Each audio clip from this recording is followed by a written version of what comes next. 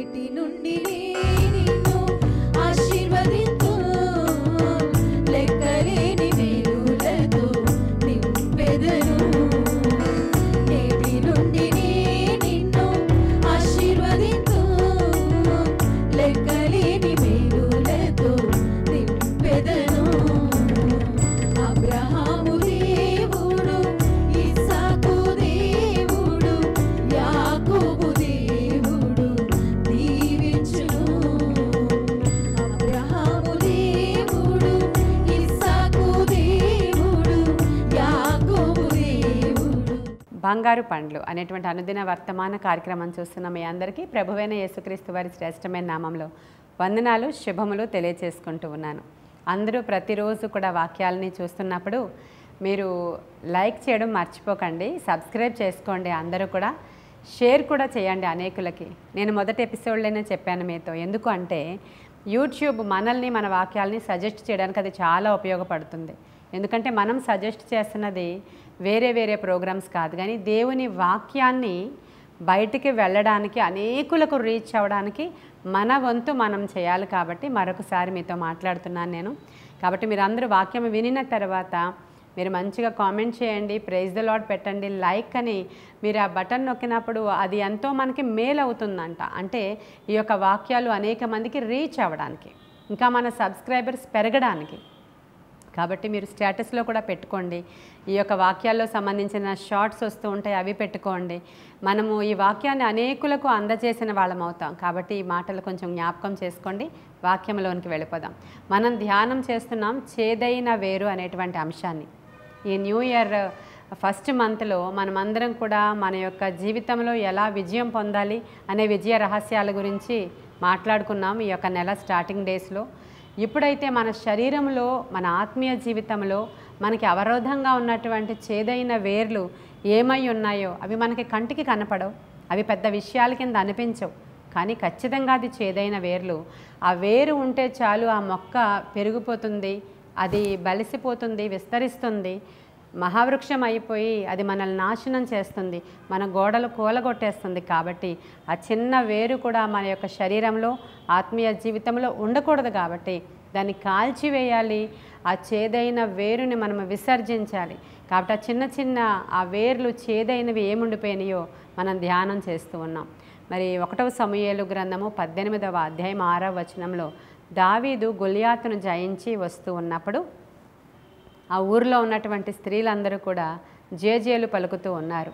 సౌలు 1000 కొలదియు దావీదు 10,000 కొలదియు హతము చేసిరి అనేటువంటి పాటల్ని స్త్రీలు ఆ యొక్క మ్యూజికల్ ఇన్స్ట్రుమెంట్స్ ప్లే చేస్తూ వాళ్ళు ప్రతిగానాలు చేస్తూ అక్కడ రాజుగారిని జ్ఞాపకం చేసుకుంటూ మన రాజైన సౌలు 1000 కొలది శత్రువులను హతము చేస్తే మన దావీదు 10,000 కొలది శత్రువులను హతము చేశాడు అని పాట పాడారండి వాళ్ళందరూ కూడా. అయితే ఆ పాటలు విన్నప్పుడు సౌలుకి నచ్చలేదు. అది ఆయన రాజుగా ఉన్నాడు కాబట్టి ఎంత గొలియాతును జయించినా నాకు మించిన వాడు అతడు అన్నట్లుగా పాడడం అతను సహించలేకపోయాడు. అతని హృదయంలోనికి అసూయ వచ్చింది, ఈర్ష్య వచ్చింది, ద్వేషం కూడా వచ్చింది. ఈ అసూయ, ఈర్ష్య, ద్వేషము మనలో చాలా మందిలో ఉంటూ ఉంటాయి. అవి మనకి కనపడవు, కనపడని గుంట నక్కలవి. ఎవరినైనా బాగా మనకంటే ఆశీర్వదింపబడే వాళ్ళని చూసినప్పుడు ఈర్ష్య వస్తుంది. మన పిల్లల కంటే మంచిగా చదువుకుంటున్న మన కొలీగ్స్ పిల్లలు కానీ, మన నైబర్స్ పిల్లలు కానీ, మన చుట్టాలలో ఉన్న వాళ్ళ పిల్లలు కానీ చూసినప్పుడు మనకు ఆటోమేటిక్గా ఈర్ష్య వస్తుంది. ఇంకా ఇంట్లో 2-3 తోటికోడళ్ళు ఉంటే ఒకళ్ళు మంచిగా ఆశీర్వదింపబడుతూ ఉంటే ఈర్ష్య, అసూయ కలుగుతూ ఉంటాయి. మన అక్క చెల్లెళ్ళే మనకంటే మంచిగా ఆశీర్వదింపబడితే వాళ్ళ మీద కూడా మనకి ఈర్ష్య, ద్వేషం వస్తుంది. ఇవేమీ జరగక్కర్లేదు, కొంతమందికి సహజంగానే ఈర్ష్యగా ఉంటూ ఉంటారు వాళ్ళు. ఇలా ఈ అసూయ, ఈర్ష్య మనలో ఉంటే మంచిదేనా? అది మన సహజ లక్షణం. మనమేం చేస్తామని అనుకుంటామా? అది ఎంత మాత్రం కాదు. కానీ అవి మన శరీరంలో ఉండడం హానికరం. అసలు మన శరీరంలో ఆ చేదైన వేరు ఉండనే కూడదు. ఈ సౌలు రాజు దేవుని ద్వారానే ఏర్పాటు చేయబడ్డాడు. దేవుడే సెలెక్ట్ చేసుకున్నాడండి సౌలుని. రాజుగా ఉండాలి, ఇజ్రాయేలీల మీద అధిపతిగా ఉండాలని. అటువంటి వ్యక్తిని దేవుడు నూనె చేత అభిషేకించమని సమూయేలుకి చెప్తే నూతన నూనె తైలముతో అతనిని అభిషేకిస్తే నూతన మనస్సు సౌలు పొందుకున్నాడు, ప్రవక్తగా మార్చబడ్డాడు. నూతనమైనటువంటి ఆశీర్వాదం అతని తల మీదకి వచ్చినప్పుడు ఆయన రాజుగా అభిషేకించబడ్డాడు. అలాంటి సందర్భంలో మరి అతని దగ్గరికి దురాత్మ ఎందుకు వస్తూ ఉండేదంటే అతడు ఈ ద్వేషము, ఈర్ష్య, అసూయ లాంటి లక్షణాలు కలిగి దేవునికి ఒక మాటలో చెప్పాలంటే ఆచార సంబంధమైన భక్తి చేశాడే తప్ప ఆత్మ సంబంధమైన భక్తి చేసిన వాడుగా లేడు. కాబట్టి ఈ అసూయ అతని జీవితంలో ఎంతటి ఉపద్రవాన్ని తెచ్చిందో మన అందరికీ తెలుసు. అతను దావీదును చూసినప్పుడు కొంతమేర ఈర్ష్య పడిపోయేవాడు. దావీదు సుబుద్ధిని బట్టి అతడు భయపడుతూ ఉండేవాడంట. దావీదుకు కలిగిన మంచి బుద్ధిని బట్టి దేవుడు దావీదుకి తోడుగా ఉన్నాడన్న సంగతి తెలిసినప్పుడు కూడా ఇతడు ఎంతో అసూయ పడుతూ ఉండేవాడంట. కాబట్టి దావీదు విషయంలో ఇతడు పడిన అసూయ ఎంత హై లెవెల్లో ఉందంటే అతడు సితారా ప్లే చేస్తూ ఉన్నప్పుడు ఈ యొక్క సౌలు చేతిలో ఉన్న ఈటెను తీసుకొని ఈ దావీదు మీద విసిరి, నేను విసిరినప్పుడు ఈటుతో పాటు ఆ గోడకి అతుక్కుని పోవాలి ఇతడు అని అతడి హృదయంలో ఈర్ష్య పడుతూ ఉండేవాడు. అది ఎంత భయంకరమండి.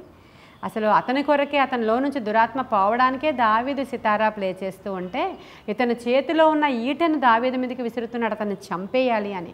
ఎందుకంటే దురాత్మ అతడిలో ఉంది. చూడండి, ఆ దురాత్మ పేరు ఏం పేరు? అసూయ, ఈర్ష్య, ద్వేషము. మరి మీలో కూడా ఒకవేళ ఇది వస్తూ ఉంటే, ఆ జలస్ మీలో ఉంటే ఈరోజు ఒక్కసారి జ్ఞాపకం చేసుకోండి. ఎవరిని చూసన్నా అసూయ కలుగుతుందా?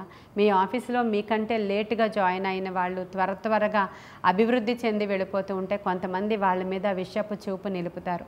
ఇక్కడ కూడా సౌలు దావీదు మీద విషపు చూపు నిలిపెను అని రాయబడి ఉందండి. కాబట్టి ఎవరి మీద కూడా మనం విషపు చూపు నిలపకూడదు, అసూయ పడకూడదు. అది మనకు దేవుడు ఏమి ఇవ్వాలనుకుంటున్నాడో అది దేవుని ద్వారా వచ్చి మనకు అనుగ్రహించబడాలి. ఒకవేళ మనకంటే వాళ్ళు హెచ్చుగా వెళ్ళిపోతున్నప్పుడు దేవా నన్ను కూడా నీవు ఆశీర్వదించనే ప్రార్థన తప్పు కాదు. నేను కూడా అలా అవ్వాలి అనే ప్రార్థన కూడా తప్పు కాదు. నేను వాళ్ళకంటే గొప్పగా అవ్వాలి ప్రభు అనే ప్రార్థన కూడా తప్పు కాదు. మీరు చేసుకోవచ్చు. నీకు ఏది ఇష్టమో అడుగు అన్నాడు దేవుడు. నీవు నాయందును నేను నీ అందును నిలిచి ఉంటే నీకు ఏది ఇష్టమో అడుగు. ప్రభా నన్ను ఇంకా హెచ్చైన స్థితిలో ఉంచయ్యా అని అడుగు, తప్పులేదు. అయ్యా నాకు ఇంకొంచెం పెద్ద హౌస్ ఇవ్వయ్యా అని అడుగు, తప్పులేదు. వాళ్ళ మీద ఈర్ష్యపడి అడగొద్దు. నాకు ఇంకా ఎక్కువ మార్కులు ఇవ్వయ్యా అని అడుగు, తప్పులేదు. ఇంకా పెద్ద ఉద్యోగం నాకు కావాలయ్యా అని అడుగు, అది కూడా తప్పులేదు. నీకేం కావాలో అది అడుగు, నేను ఇస్తాను అన్నాడు ఆయన. హల్లెలూయా! ఎంత గొప్ప దేవుని మనం కలిగి ఉన్నామండి. ఇతని అసూయ అతన్నే చంపేసింది ప్రియమైన దేవుని బిడ్డలారా. కాబట్టి మనలో చాలామంది మన పిల్లలు కూడా అలా అసూయ పడుతూ ఉన్నప్పుడు మీరు చిన్నప్పటి నుంచే మందలించండి. దేవుని వాక్యాన్ని చెప్పండి, ఇలాంటి అసూయ మనలో ఉండకూడదు అని చెప్పండి. పిల్లలు మార్క్స్ విషయంలో కూడా ఇంకా మంచి మార్క్స్ వచ్చిన పిల్లల మీద అసూయ పడుతూ ఉంటే, ఎప్పుడు ఈ పిల్లలకే వచ్చి ఇప్పుడు రాకుండా ఇంకొకరికి వెళ్ళిపోతే అసూయ పడుతూ ఉంటే, ఈర్ష్య పడుతూ ఉంటే చిన్నప్పుడే ఆ చేదైన వేరుని త్రెంచి వేయండి. ఎక్కువగా స్త్రీలలో కూడా ఇటువంటి ఈర్ష్య ద్వేషాలు ఉంటాయి, అవి కూడా త్రెంచి వేయండి. పురుషులలో కూడా ఉంటాయి. కొంతమంది చాలా ఈర్ష్య అసూయ సొంత భార్య మీదే పెట్టుకుంటారంట చాలా. ఎందుకంటే ఇద్దరు ఉద్యోగస్తులు అయినప్పుడు ఇటువైపు భార్య ఉన్నత స్థానంలోనికి వెళ్ళిపోతూ ఉన్నప్పుడు ఇతనికి ఈర్ష్య వచ్చేస్తూ ఉంటుందంట. తద్వారా కుటుంబ జీవితము పాడవుతూ ఉంటుంది. చాలామంది కొంతమంది ఇటువంటి వాళ్ళు కూడా కాల్స్ చేసి చెప్తూ ఉంటారు, నన్ను యాక్సెప్ట్ చేయట్లేదు ఆయన, ఇది ముందులాగా నన్ను అసలు ప్రేమించట్లేదు, నేను ఎంత చెప్పినా అతను వినిపించుకోవడం లేదు, అసలు విడిపోవాలన్నంత క్రోధంగా ఉన్నాడు నా మీద, కారణం ఏమీ లేదు, ఎందుకు ద్వేషిస్తున్నాడో తెలీదు అని చెప్తూ ఉంటారు. చూసారా? కాబట్టి ఇటువంటివన్నీ కూడా దురాత్మ నుంచి వచ్చాయి తప్ప దేవుడి నుంచి వచ్చినవి కాదండి. మన దేవుడు దయగలవాడు, ప్రేమ గలవాడు, ఇచ్చేవాడే తప్ప ఇతరుల నుంచి తీసుకునేవాడు కాడాయన. ఆయన నీకు ప్రాణం సహితమే ఇచ్చేశాడు కదా. మనము దేని కొరకు ఇలాంటి అసూయ ద్వేషాలు పెట్టుకోవడం చూడండి. తర్వాత ఏమైందంటే ఫిలిష్తీయులతో యుద్ధం వచ్చింది. ఈ సౌలు యుద్ధానికి వెళ్ళాడు, కొడుకు కూడా యుద్ధానికి వెళ్ళాడు. ఆ యుద్ధంలో అనేకమైన ఈటె పోట్లు పడిపోయినాయి ఈ యొక్క సౌలు మీద.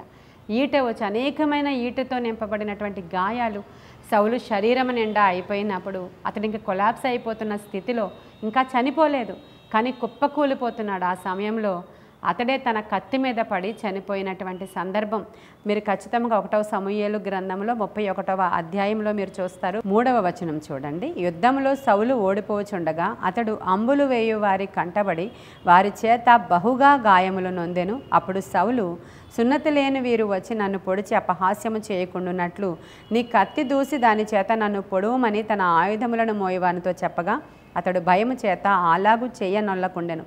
గనుక సౌలు తన కత్తి పట్టుకుని దాని మీద పడెను. సౌలు మరణమాయనని అతని ఆయుధములు మోయేవాడు తానును తన కత్తి మీద పడి అతనితో కూడా మరణమాయను. ఇలాగున సౌలును అతని 3 కుమారులను అతను ఆయుధములను మోయేవాడును అతని వారందరూ ఒక దినముననే మరణమయ్యిరి. చూసారండి, అసలు సౌలుకి సైన్యాధిపతిగా దావీదు ఉండుంటే ఇలాంటి యుద్ధంలో ఖచ్చితంగా జయం వస్తుంది. అతని 3 కుమారులు చనిపోయారు, సౌలు చనిపోయాడు, సౌలు పనివాళ్ళు చనిపోయారు, అందరూ యుద్ధంలో చనిపోయినప్పుడు ఫిలిష్తీయులు ఇక్కడ చనిపోయినటువంటి యొక్క సౌలు యొక్క తలను నరికారు. ఆ యొక్క బాడీని వాళ్ళ దేవత గుడిలోనికి తీసుకుని వెళ్ళి 10వ వచనం చూడండి, 31:10లో మరియు వారు అతని ఆయుధములను అష్తారోతు దేవి గుడిలో ఉంచి అతని మొండెమును బెత్షాను పట్టణపు గోడకు తగిలించిరి. అసూయ ఏం చేస్తుందో తెలుసా అండి? మనం దేని విషయంలో అసూయ పడుతున్నామో అదే మన మీదకి వచ్చేటట్లు చేస్తుంది. ఏ పంట అయితే మనము విత్తుతామో ఆ పంటే కోస్తాం కదండి. మనము పచ్చిమిరపకాయల పంట విత్తినప్పుడు టమాటోలు కొయ్యలేం కదా, పచ్చిమిరపకాయలే కోస్తాం. కాబట్టి ఇక్కడ ఇతను విత్తుతున్నాడు, అసూయ అనే విత్తనాలు విత్తి ఏమనుకున్నాడంటే ఈర్ష్యతో ఇతడిని నేను నా ఈట విసిరి పొడిచి ఆ గోడకు బిగించేస్తాను అనుకున్నాడంట. చూపించాను కదా ఇందాక రెఫరెన్స్ మీకు. ఏమయ్యాడు ఇప్పుడు? అతనినే బెత్షాను పట్టణపు గోడకు బిగించేశారు వాళ్ళందరూ. ఎంత భయంకరమైన మరణం చూసారా? ఎంత భయంకరమైన మరణం చూసారా ప్రేమైన దేవుని బిడ్డలారా? అతడు ఏమనుకున్నాడో అతడు శత్రువుగా ఎంచిన దావీదును చంపాలనుకున్నాడో అతడు అలాంటి మరణాన్నే పొందినట్లుగా లేఖనం సెలవిస్తూ ఉంది. కాబట్టి మనం ఈరోజు ఎంత జాగ్రత్తగా ఉండాలి. ఇది చిన్నదే అనుకుంటున్నాం కదా. ఈ న్యూ ఇయర్లో మనకు తెలియదు, మనలో ఈర్ష్య ఉన్నప్పుడు, ద్వేషం ఉన్నప్పుడు, మనలో అసూయ ఉన్నా కూడా చాలా సందర్భాల్లో మనకు తెలియదండి. నాకేం అసూయ లేదు, వాళ్ళు ఆశీర్వదింపబడితే నాకు అంతే సంతోషం అంటూ ఉంటాం. కానీ లోపల ఎంతో బాధ, వేదన, ఒకలాంటి జలస్ వచ్చేస్తూ ఉంటుంది లోపల నుంచి.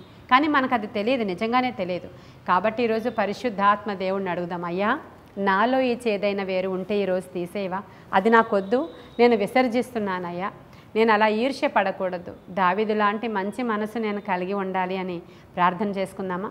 ఇటువంటి అసూయ అనేటువంటి దురాత్మని యేసు నామంలో మా ఇంట్లోంచి తరిమివేస్తున్నానని చెప్దామా? మన ఒంట్లోంచి తరిమివేస్తున్నానని చెప్దామా? అనేక మంది ఈ రోజుల్లో సేవకులు ఒకరి సేవను చూసి ఒకరు ఈర్ష్య పడుతూ ఉన్నారు. సేవకులు ఇంకా పెద్ద స్థితిలోనికి వెళ్ళిపోతూ ఉంటే వాళ్ళని చూసి అసూయ పడుతూ ఉన్నారు. ఇంకా సేవకులు ఆశీర్వదింపబడిన కొలది వాళ్ళలో ఉన్న లోపాలు, తప్పులు ఎంచడానికి ఒక గుంపు పీపుల్ అలా వాళ్ళంతా ప్రయత్నం చేస్తూ ఉన్నారు. దానికి కారణం ఏంటంటే ఈర్ష్య, ద్వేషము, పగ, ఇటువంటివన్నీ కూడా వస్తున్నాయి. కొన్ని సందర్భాలలో వాళ్ళు చేసిన తప్పులను బట్టి ఎత్తి చూపిస్తున్నారు, అది వేరే విషయం.